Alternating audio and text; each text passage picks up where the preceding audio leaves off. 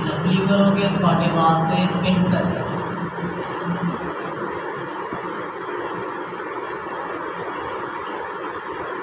ایک سوال ہے، جو عمل رسول اللہ صلی اللہ علیہ وسلم نے ہمیشہ کیا ہو، ایک مسلمان کا رد عمل کیا ہونا چاہیے؟ جو عمل رسول اللہ صلی اللہ علیہ وسلم نے ساری زندگی کیا ہو، ایک مسلمان کی یہ شان ہونی چاہیے، عظمت ہونی چاہیے کہ وہ بھی اپنی زندگی اسی اعمال کے مطابق گزارے۔ سب کا عقیدہ یہی ہے نا؟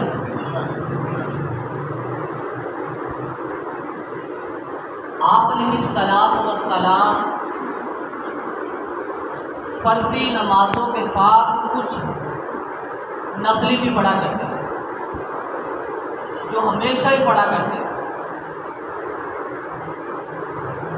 ہمارے اندر اس میں بڑی سستی، حالانکہ آپ علیہ الصلوۃ والسلام کے فرامین اور ان نوافل کے بارے میں، سنتوں کے بارے میں بڑے عمدہ ہیں۔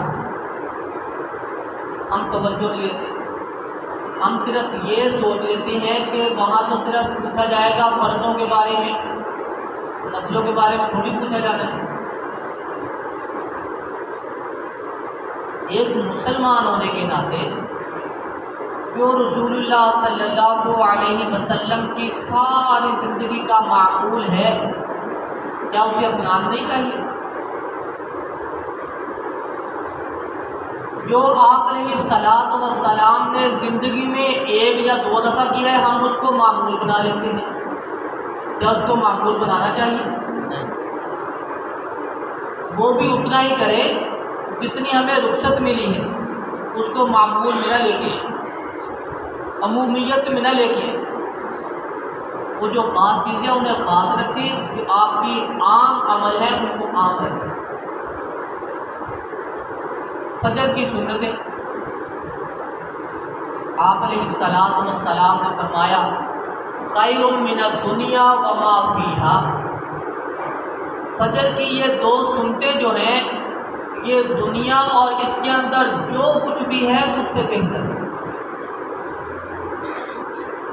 سفر میں ہے، حضر میں ہے، یہ دو سنتیں چھوڑنی نہیں، ان کو ادا کریں۔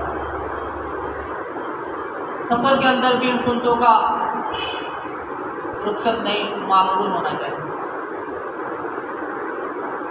ہاں، فجر کی سنتیں اگر پہلے رہ گئی، پھر یہ بھی معمول نہیں ہونا چاہیے کہ پہلے ہر روز ہی چھوڑ دیں، پہلے ہر روز ہی چھوڑ دیں، فرضوں کے پہلے ہی پڑھیں، جلدی آئیں۔ ہاں، اگر کبھی رہ جائیں تو فرضوں کے فوراً بعد پڑھی جا سکتی ہیں، کیونکہ رسول اللہ صلی اللہ علیہ وسلم کے موجودگی میں صحابہ رسول نے پڑھی، آپ نے منع نہیں کیا، خاموشی کی۔ یہ تو ہے، اس کی دلیل ملتی ہے، اس لیے فرضوں کے فوراً بعد پڑھی جا سکتی ہے، صرف یہی دو رکھو گے۔ اس کے بعد آپ علیہ الصلوۃ والسلام کا فرمان ہے، جو بندہ سنتی عشرۃ رکعۃ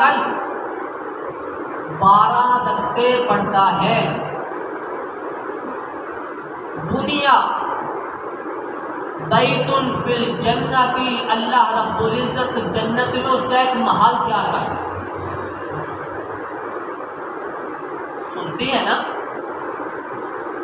جو ہمارے نظریے کے مطابق اس کا وہاں سوال نہیں کیا جائے گا، صرف فرائض کا کیا جائے گا۔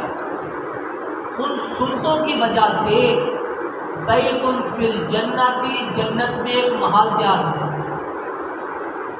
فجر کی پہلی دو، ظہر کی پہلی 4، بعد والی 2، مغرب کی بعد والی 2، عشاء کی بعد والی 2، یہ 12 رکھتے ہیں۔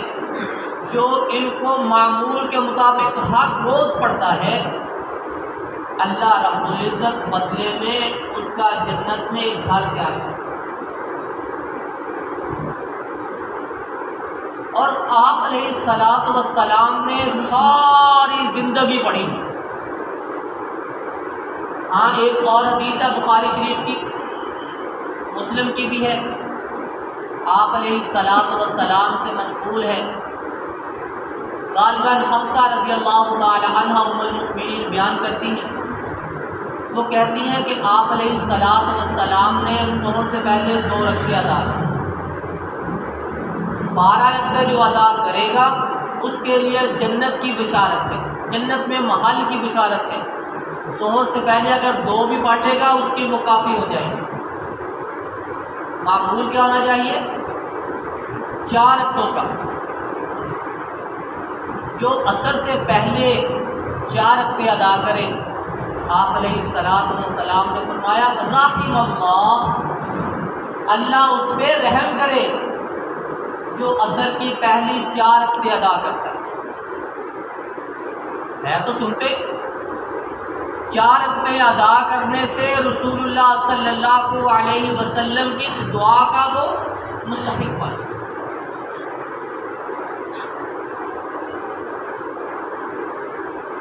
سنتے نوافل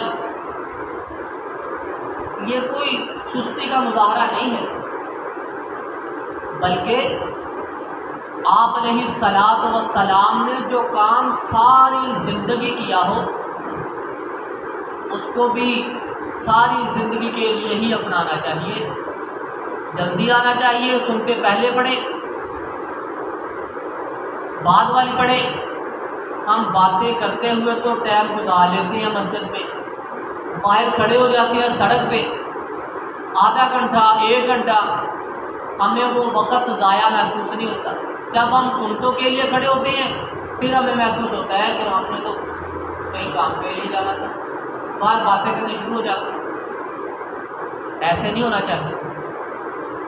آپ علیہ الصلوۃ والسلام نے ساری زندگی پڑھی، کوشش کرے ساری زندگی پڑھی، وہ جنت کا جو محل کی خوشخبری ہے اس کے حقدار بنے، سستی نہیں ہونی چاہیے۔ اور ایک معمول جو آپ نے ساری زندگی صرف 1 دفعہ کیا ہے، 1 دفعہ ہم نے اس کو زندگی کا معمول بنا لیا، وہ کیا؟ سر پہ ٹوپی ہے یا رومال اتارا کے نیچے پھینکا، اللہ کیوں؟ کیا دلیل ہے آپ کے پاس؟ سر ننگا کر کے نماز پڑھنے کیا دلیل ہے؟ صرف ایک دلیل ہے، صحابہ رسول وہ بیان کرتے ہیں، مصلی بھی آئے، پیچھے شاگرد کھڑے ہیں، نماز شروع کی، پہلے قمیض پہنا ہوا تھا، صافہ لیا ہوا تھا، نماز شروع کرنے سے پہلے آئے وہ صافہ اتارا، سائڈ پہ لٹکا دیا، قمیض اتارا لٹکا دیا، وہ جو تہبند تھا اس کو ہی پکڑا، اس کو ایسے گھما کے اپنے اوپر لے لیا، اسی ایک کپڑے میں نماز پڑھائی۔ نماز پڑھانے کے بعد سلام پھیرا، شاگردوں نے پوچھ لیا یہ آج کیا کیا، یہ آج کون سا معاملہ ہو گیا، یہ ایسے آپ نے کیوں کیا؟ انہوں نے صرف اتنا کہا کہ آپ کو میں بتانا چاہتا تھا کہ ایسے بھی نماز ہو جاتی ہے کہ اگر سر پہ کچھ نہ ہو جاتی ہے۔ رأیت رسول اللہ علیہ وسلم ہاکذا، میں نے آپ کو ایسے ہی نماز پڑھتے ہوئے دیکھا۔ وہی ایک روایت ہے بس ننگے سر کی،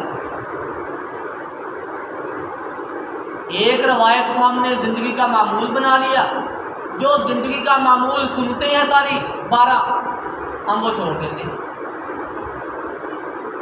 جب نیت کر کے گھر سے جالی پڑے ہو تو سر ڈھانپ کے آیا کرے، ذرا غسل لے کے آیا کرے، مسجد میں آ گئے ہو، بندہ سفر پہ ہے، چلو نہیں اس کے پاس بھی کپڑا تھا، نماز پڑھنے آ گیا، ننگے سر ہو گئے، جو نیت کر کے گھر سے چلا اس کو چاہیے کہ وہ سر ڈانپ کے آیا کرے، اس کو یہ معمول نہ بنائے۔ یہ آپ علیہ الصلاۃ والسلام کے جو سنتیں ہیں، یہ مسلمان کا ہی یہ ایک شان ہے، یہ عظمت ہے، یہ اس کی ایک خوبی ہے، نشانی ہے کہ وہ رسول اللہ صلی اللہ علیہ وسلم کی ہر ادا پہ اپنی جان کو قربان کرنے کے لیے تیار ہو۔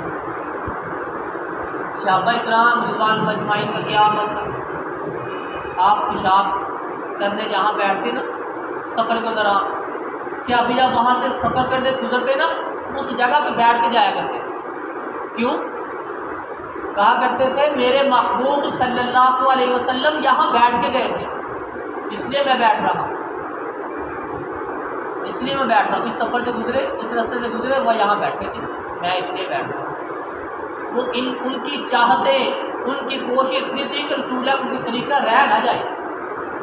اس لیے ہم بھی مسلمان ہیں، مسلمان ہونے کے ناطے رسول اللہ صلی اللہ علیہ وسلم کی جو سنتیں ہیں، جو طریقے ہیں، ان کو اپنانا چاہیے پوری کوشش کے ساتھ، پوری جذبے کے ساتھ، پوری یقینی کے ساتھ۔